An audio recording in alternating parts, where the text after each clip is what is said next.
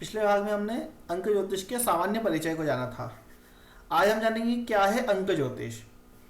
अंक ज्योतिष वास्तव में अंकों और ज्योतिषीय तथ्यों का मेल कहलाता है, यानी कि कुछ अंक और ज्योतिष के कुछ तथ्य या फिर आप उन्हें कहते हैं पार्ट्स, या फिर आप उनको ये भी कह सकते हैं कि भविष्य को जानने की एक विधि। इन दोनों को जब एक कर देते हैं तो यह अंक के द्वारा बना हुआ ज्योतिष हम कह सकते हैं। ठीक है, अर्थात अंकों का ज्योतिष तथ्यों के साथ मेल करके व्यक्ति के भविष्य की जानकारी देना ही अंक ज्योतिष कहलाती है। जैसा कि मैंने पिछली वीडियो में भी बताया था, जैसे कि आप सभी इस बात से भली भांति अवगत होंगे कि अंक 1 से 9 के बीच में होते हैं, यानी कि 1, 2, 3, 4, 5, 6, 7, 8, 9। तब यहाँ पे आप देखेंगे उसके बाद आता है जैसे कि हमने लिख दिया यहाँ पे 10, फिर उसके बाद हम लिख देंगे यहाँ पर 11 और फिर हमने लिखा यहाँ पर 12। अब अंक का यहाँ पे हमने तो कह दिया 1 से 9 होते हैं, तो मैं आपको एक बात बता देता हूँ। अंक शास्त्र के यहाँ पे एक नियम चलता है कि हम इसको 1 से 9 के बीच में ही मानते हैं और शून्य की गिनती नहीं होती है। अब जैसे कि यहाँ पे हमने लिखा है कोष्टक में ऑन करते हम, यहाँ पे हमने लिखा है 11। अब इसको अंक ज्योतिष में देखेंगे तो हम इसको 1 + 1 = 2 करेंगे। सॉरी मिस्टेक हो गया, 1 + 1 और मैंने यहाँ पे बराबर का साइन लगाया और ये क्या हुआ 2।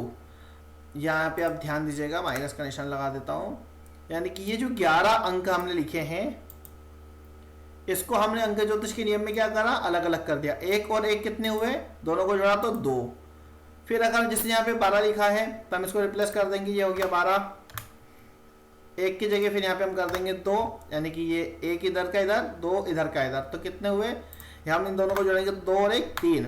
तो अंक ज्योतिष में ऐसे नियम चलते हैं। अब यहाँ पे लिखे 102, ध्यान दीजिएगा, तो हम यहाँ पे करेंगे +0 ऐसे, तो भी इसका 3 ही आएगा क्योंकि यहाँ पे शून्य की मान्यता नहीं है। ठीक है, क्या समझ में आया।